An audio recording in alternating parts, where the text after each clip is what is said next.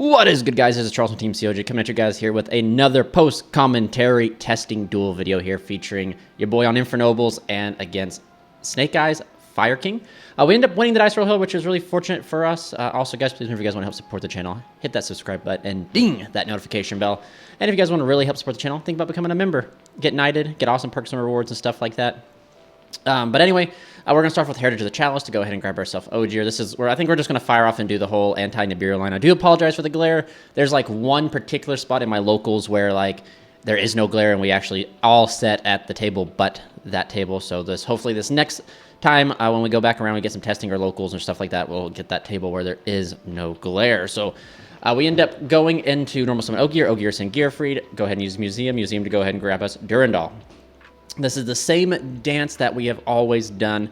It just allows us to be able to protect, you know, our inboard from like cards like hand traps essentially, or Nibiru. However, I know like with the Azvina stuff being out, like Nibiru has definitely fallen off the radar, which is really good for us in a way, just because like, you know, no nib is like good. So essentially this line is just here to establish a disruption before you commit to your Angelica. So we end up summoning out Gearfree by banishing the Durandal. Go ahead and little synchro Shogun, almost a link summon, like we're making his old, God rest her soul, into Angelica, which is essentially, as long as this card exists, man, the deck has the ability to be played, I believe, at a competitive level, because Angelica and Museum are insane cards. But yeah, we go ahead and summon Angelica's effect. So it's kind of crazy because I know, like, Snake Eyes, I'm looking at his hand, like, he opened 0 hand traps, which is kind of insane to think about. But it also, like, is kind of wild, right? So, like, it makes sense because I also play a bunch of hand traps, and there's some hands where I don't even see one hand trap. And I can imagine, I think Fire King and Snake Eyes have, like, a lot more non-engine space. Like, you're looking at upwards of, like, 18 plus, and they're, like, their entire, like, theme is opening 2+ hand traps constantly. And some hands, they don't see it. So, like, it's just one of those weird, like, things of YuGiOh variants, you know? Like, you either see all hand traps, all engine, or you see that nice little mix. But it's one of the three. You don't get to, like, and then you don't get to choose which it is. You can only try to, like, turn the favor or turn those, like, percentages into your favor. But we end up going into Angelica, so I'm not rolling, dumping Malgus to go ahead and give us a draw here. I pick up a draw, Museum to move forward to go ahead and hopefully draw into some hand traps with Malgus. Link into Charles. And I think I ripped another Museum. I did. So I ripped another Museum. Go ahead and pay 12 again, putting me down to 24, or, you know, taking 24 total, putting me down to 60 or 56, I believe. I think that's correct. Yeah, 56. Museum move up Charles, equip the Almus that I shuffled back, which is not going to get another effect. Let's just get another negate here to go ahead, and this is make our inboard here, which is double Charles, Gearfried, and Angelica coming back. So essentially this is a 4 disruption board, not counting if I have any hand traps, which I believe the set card I set is probably an Imperm or a call by. Maybe it's a crossout as well. But we go ahead and go to in phase, equipping the Turpin from the deck because it's the only good target we have left, bringing it back. So our boy Paul here has to face down literally 2 spell and trap negates, a pop, a monster negate. So again, that's like pretty crazy. And not to mention, like I said, if I have any hand traps or anything like that, which I'm trying to think. I think the set card's an Imperm. It could be crossout if my memory fails me here, but of course, you know, he's going to go Bonfire. I actually really like that they released a Bonfire as a way to search Pyros in a reference to like the Ashen archetype. But I had Ash too, so I had Ash Imperm on top of everything else. So that's wild.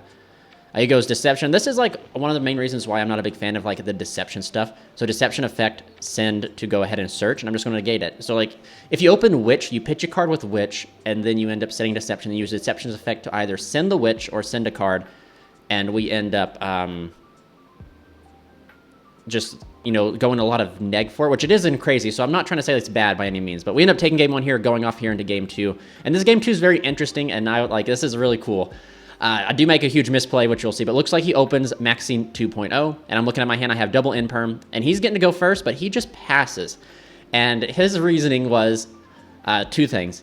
He drew $130 card, he wanted to use it. He didn't just want to have it dead in his hand, so he decided to let me go first in hopes that this card could stop him. But this will actually show you like the impact of this. So he drops the full Walrus, and looking at my hand, I think I can OTK through it. I have tactics to check something, so I end up pinching an Imperm here. So he had to play through 2 Imperms, which wouldn't have been hard with his hand, I believe, because he had access to Kieran, which Kieran, I think, is probably the most busted card in actually Fire Kings as a deck. I think Kieran is a ridiculous card. But, so he'd have to play through 2 Imperms, and we end up standing down for Warros here. So I'm trying to calculate my plans here, because I actually opened the OSS as well with the Witch. So I've got to think here. I'm like, can I get lethal on board with just give him a few draws? So I special summon out the Spar, I believe. Next is my next action. Or I think I actually do this incorrectly. I don't say I do this incorrectly. So I think I go OSS, send the Witch, because if he does have another hand trap in his hand, and I send the Uppercutter, I don't get the ability to special summon out the Spar. Arguably, I should have already summoned out the Spar, but I don't do it. I'm thinking maybe I should have actually done that. I should have special Spar, use OSS that way. But or maybe I don't use OSS because I have full combo here. See, it's trying to calculate going through the sequencing, trying to figure out which ways lead to less draws. So that's what we're sitting trying to calculate, because it's like maybe I can kill him underneath, because I do have tactics. So at any moment, if he drops another hand trap, I can check his hand with tactics and remove any other potential threat that would prevent me from going for game. But it's just trying to figure out and calculate. Do I just go Bagooska Pass, which I don't feel like under one Fulwaros, I don't feel like Bagooska Pass. Under one Mulchermi, I should say, is like Bagooska Pass should like probably not be like in your in the plan. It's kind of crazy. If I wish I would drew like Asher Droll here, because like I would definitely Droll myself, especially since I've almost done like all the searching that I kind of need in the way, having access to OSS. But we're not that goated at the game. So that's what we're doing. That's all that's happening right now is I'm trying to calculate, trying to be like, well, and we're testing, right? So it's like, so if I get one more draw, if I do this route, I give you this draw. So I'm like, let's do this, because if you did draw multiple hand traps along with the full RLs, like I don't lose to like you ashing this OSS. So I go ahead and send that to go ahead. He draws another one. Full Waros, man, and he pitches it. So now it's like, hold up. Okay, so going for game might not be in my best interest here. Now, hindsight, maybe I should have sent it. I wanted to put back to go ahead and draw it, hopefully draw into something else. Maybe rip that Droll, so that way I can, maybe then it's worth it. But now he's going to get 2 draws for every time I go on the deck. And that just kind of bothers me, because then all of a sudden, you know, every time I summon, he gets 2 draws. Hindsight thinking right, so maybe I should have just took the challenge. I should have just full sent it, right? Because, all right, well, you know, you're going to draw 2 cards. I potentially could deck you out, because if I summon from the deck and stuff, like I can definitely like probably summon from extra deck like 10 times, you know what I mean? Especially since I didn't use the Ricciardetto here. But instead, this is where we make the misplay number 1, is making Bagooska. So I make Bagooska, but I put Bagooska right here in the wrong zone, man. I put it underneath Anima, and that's a horrible thing to do. And I just did not respect the Anima zone. I get really punished for it, because I have Impermanent in my hand as well. So looking at his hand, he pretty much has stacked. Like, his hand's pretty good. The Kieran lurking there, the Bonfire to search. He's going to get, you know, he has Fire King Island access to that already, the Snake Eyes Ash. The only thing that's really good is that, again, anything he normal summons gets checked by the Bagooska, but then he can just immediately turn it into an Anima and suck up my Bagooska, which was a horrible misplay on my part. And there's a definitely way in the sequence where, like, if I would have just put the Bagooska over, I'd have been in a lot better point here. So I go in phase. Well, no. He thought we were going in phase, and I'm like thinking, I was like, no, in phase, because I was trying to figure out if there's a way for me to like come underneath, and I actually do. So I do this, but like I think I take it back, because like I said, we're testing. I was like, so I noticed right now, I'm like, wow, I left you the zone for Anima, so my only option is to make my own Anima, so that way when you Anima me, you take my Anima and not my Bagooska, which now looking back, that was probably the correct play to do. But anyway, we see Bonfire get fired off here, and I can't stop Bonfire Popular, especially not Popular. Popular gets negated by the Bagooska. So again, if I would have just put the Bagooska like literally one zone over, I don't know why I didn't respect the Bagooska, or respect the Anima. So here goes Anima, right? Anima effect, I have to waste my Imperm on the Anima, whereas you'll see later in his sequencing, if I would have just not put Bagooska there, I could use this Imperm on like the Princess, and he would have been stuck right in his, we'd been stuck. And then on my turn, I get to switch Bagooska to attack, and I get to continue forward that way. I think he would get to attack over the Bagooska, which is because Princess is 27 and Bagooska doesn't have a 2700. It's like 24, I think, or 22, something like that. But his hand definitely beats Bagooska, regardless of the zone that I put it in, I feel like. It would just depend. I think I have one more card in hand. Just trying to calculate here, because he has to think through. He has to get rid of the Bagooska before he can like start like normal summoning, I think. And he has to normal summon. He has to waste his normal summon to get to where he needs to go. So he goes normal summon out the Ulcanix. Ulcanix gets switched to defense. He doesn't have an effect. He goes Kieran to pop the Ulcanix, which is really cool. It's like, man, Kieran. man, I think if Kieran just had the quick effect to pop and it didn't have that thing where it's destroyed and it comes back and non-targeting destroys, it'd be okay. But like Kieran being like a quick, Kieran's just wild. And I think, to me, I know Garunix is kind of insane too, like the new Garunix, not the old one that you see on screen. But I think Kieran was what kind of makes the deck kind of insane, because it kind of like takes away from your targeting cards, because Kieran can just quick effect come in there, which I guess that's like with multiple archetypes, right? So he ends up making out the Promethean. Promethean's he just goes battle phase, whack into the Baguska, and then he can now reborn out the Ulcanix and then use the effect on summon, since he decided not to use it because it'd been negated. And then now he just kind of gets to go off here and just literally, kind of, for lack of better terms, just even if he can't kill me, he just out-resources me here because I have one card in hand.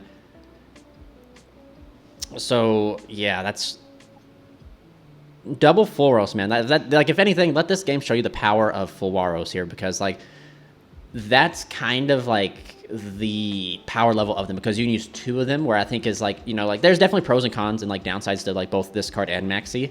The major downside, of course, is like, you know, like the Fulwaros' cards you have to use when you're going second. They really don't do you any good going first.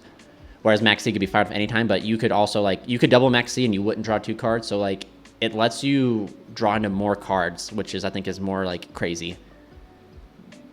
But these cards are definitely game breaking for sure. Like I said, they're going to warp the format for this reason here. And like I said, if he didn't draw a second one, I think I would have been, I was already kind of like talked into full sending it under one, but drawing a second one kind of made me stump the brakes real quick, because like, whoa, wait a second. But I probably should have just sent it. But we're scooping it up here, and we're going to go into that all important game number 3, where of course, you know, since we were going to game number 3, like we get the home field advantage essentially. And we're going to hopefully just, you know, put the works on him. So we draw our first 5 cards, and we're fully ready to play through multiple hand traps, because like I said, we know Fire King, Snake Eyes, Imperial can play a lot of hand traps, but I think looking at my friend Paul's hand, we're very fortunate to where he doesn't draw another hand trap, which is, I wish this would happen to me at regionals, dude, or like at higher events where my opponents would just sit there and not draw hand traps. So now I know that my hand is pretty decent. I'm trying to catch a glimpse of it here. I think I see like uppercutter, and that's what we're like, since we're testing, we're all in like a testing circle, kind of like, so we're all discussing plays and stuff like that, so that we can like combo efficiently.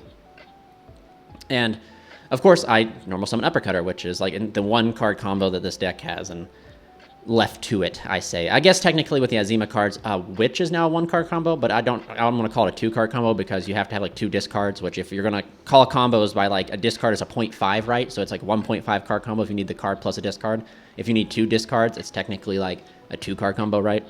But anyway, we go ahead and make Dempsey to search. This is the same dance we've done, except for this time I'm going to show you the XYZ armor stuff a little bit more in depth here. Not really in depth, but like we're using the new Unveiling Mail from ROTA, which has a lot of synergy with the deck by just being an equip spell, a searchable equip spell in itself. And so we grab full armor XYZ, which allows us to XYZ on the opponent's turn, and then it also, you banish the trap to equip something. So there's a lot of synergy in these 2 cards.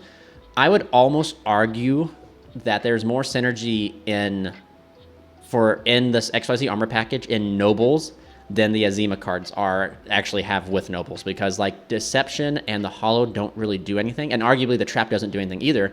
But the trap is one of those cards where you can pitch the trap and still go combo with like the Witch and stuff like that, and still utilize the equip effect of the trap. But anyway, Unveiling Mail, going to target Angelica. Angelica going to dump, and Angelica's going to summon out Roland to be able. And we already have access to Museum because we searched it with Angelica. If you guys missed that, Museum to go ahead and search Almas. This is the same 1 card combo that Uppercutter does. And this is like why I really prefer this. Like, I think 1 card combos are as close to 1 card combos you can get, are very important in this game. You're not getting to see it here because my buddy Paul opened 0 hand traps, but you need to have 1 cards that do a lot. That way the other 4 cards in your hand can be extenders, or what I like to call like countermeasures in a way, like hand traps, defensive cards. So like if you do end up getting disrupted, you're not just sitting there like, oh, I got to pass because like these cards do nothing in my hand. You get to pass and like hope your own hand traps will keep the opponent at bay. But we go into summoning Gearfried. We go ahead and activate a second Museum effect to go ahead and search another thing. Move up Charles, and I think we go into, a second Charles. So like the end board here is nasty.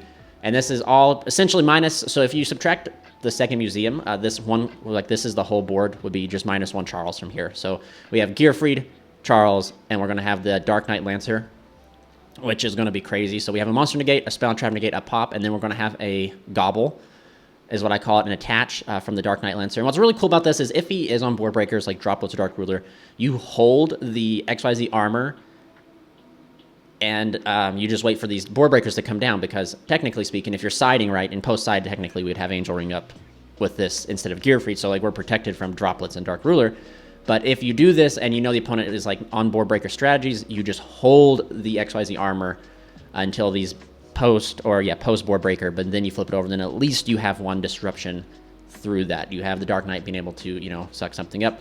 But we see the Witch pitching the Skyburn here to be able to summon itself and set OSS. It looks like he hard opened Deception, and he has Fire King Island, and another Witch, and a Snake Eyes Ash. So his hand's not entirely bad, because I guess it's fair, which is kind of interesting, right? I play 3 Uppercutter, and I've seen it, you know, 2 out of 3 games, where I think all 3 games he's seen Snake Eye Ash, which is, and Snake Eye Ash is at 1.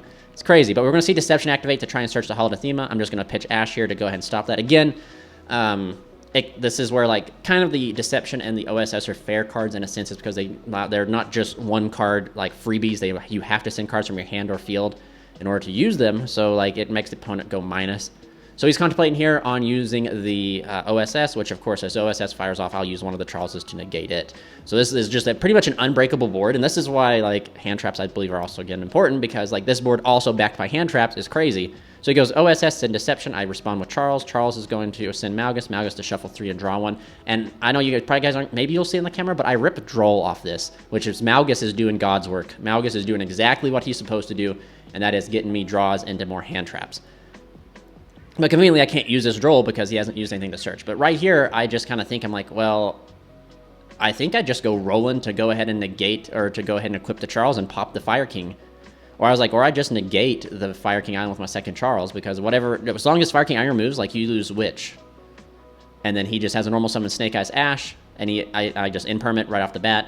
And jokingly, you know, he's like, I can go up here into Anima and steal something, but I'm like, it's all she wrote. We just start wrapping it up here, because technically he goes here in Anima, and then it'll just get negated by Gear Free. But thank you guys so much for watching. Please stay tuned for more content. This is Charles from Team COG, signing out.